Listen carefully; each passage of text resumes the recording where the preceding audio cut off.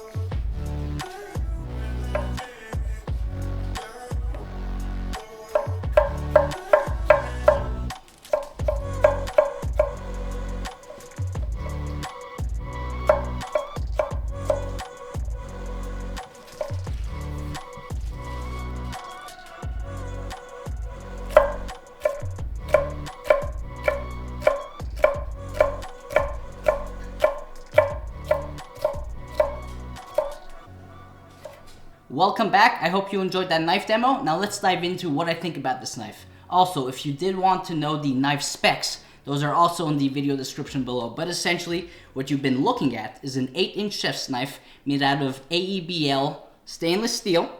It is part of the Echo line, and the handle is dyed birch veneers. This one is colored charcoal. He also has it in black and a variety of other colors on his website. So as you saw in the knife demo, this knife performed really well for some tasks and not so well for others. But let me tell you what I think about the knife first. Essentially, out of the Echo line knives that I have in my possession, the 4-inch paring knife, the 6-inch Nakiri, and the 8-inch chef's knife, this by far is my favorite knife for a variety of reasons. Like the other knives, it is super light and nimble. The balance point for this guy sits, like the Nakiri, just about at the junction of essentially the handle, the bolster, and the finger choil. So it feels very comfortable in hand. I've pinch gripped it. I've held it Western style. I don't really know what else to call it. His Coke style bottle, again, fantastic comfort. I've used it for probably max 20 minutes and wasn't uncomfortable in the least bit. The finger choil is very comfortable, and there's just something to me about the profile, right? At 8 inches, let's do what we did last time. Hey Google, how many millimeters is 8 inches? 8 inches is equivalent to 203.2 millimeters. 203.2 millimeters. Most Gyutos that I have in my possession are going to be 210 or something smaller like a 180. So at, what was it? 202 millimeters roughly? You know, it doesn't really fit the mold. It fits the mold because in inches, it's a round number. So I do like it because it's slightly smaller than most of the Gyutos I have that sit at 210 millimeters. But the shape is extremely versatile. So the drop tip, to me, is very Quintin Middleton-esque. It doesn't just drop steadily from the spine. It starts to drop steadily, and then it's a bit of a sharper drop, not only from the spine, but also a softer incline from the belly. And you get this tip that I'm not too sure how to describe it. It's not a drop tip. But if you take a look at it closely, and I wish I had a macro lens, and just looking at it this way, I feel like I'm going cross-eyed, but essentially you have the belly angle, the spine, and right at the tip, the angle is more acute, and it's almost like you have another bevel, really. So I really like that aspect of the Quintin Middleton chef's knife from the Echo line, because it allows for fantastic precision work. Because of the belly height, it's also great for knuckle clearance. This is the same belly height in terms of dimensions as the Nakiri and the next review you're going to see on the Ona. The belly slope makes this a great knife for people who like to rock. As you saw I did with the capers, you can also just use it as a slicer like a Tsuchihiki, as you saw me do for the Katsu. Another reason I love this knife is for its lack of specificity. You heard that correctly, its lack of specificity. The paring knife is a paring knife. The Nakiri is a vegetable knife. They have very specific uses, and as you saw me use throughout a range of ingredients, they performed slightly well for some ingredients, really well for other ingredients, and not at all for other ingredients. This one, more generally, because it lacks specificity in how it can be used, in general, perform really well for most ingredients.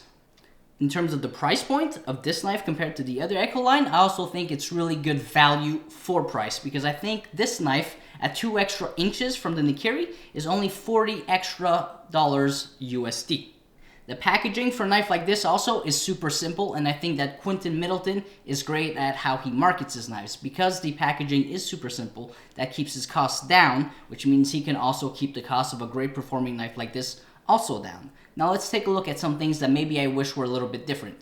The first complaint is not much of a complaint. It's the fact that I love this knife so much that the only way I wish it could be different is if I had a different color handle one, because Quintin has some fantastic colorful handles, and I wish it was a handmade custom Dami knife, because his Damascus patterns are fantastic. So that's not even a complaint. What I'm actually telling you is that I love this knife so much, and it's my favorite out of the 3 Echo line knives, that I wish I had it again, maybe in a different steel, and maybe just with a different Damascus pattern and a colorful handle. Speaking of steel, and I know you've heard this complaint in the previous 2 reviews about his Echo line knives, and this is personal preference, but I do wish it had a little bit more bite.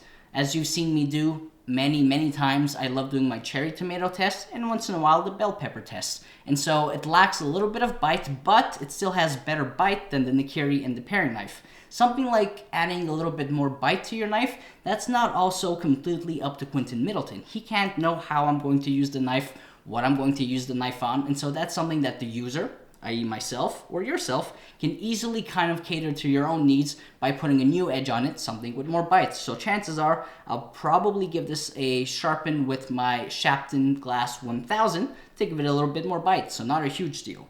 The fit and finish of the handle is great, just like the two other knives. The rivet and the spine stick out ever so slightly, but again, not a Quintin Middleton problem, at least I don't think so. It's consistent, yes, with the other Ecoline knives that I have, but it's also consistent with any of the other knives I have that either have rivets or that have something like a metal spacer. And probably one of the most important questions, who is this knife for?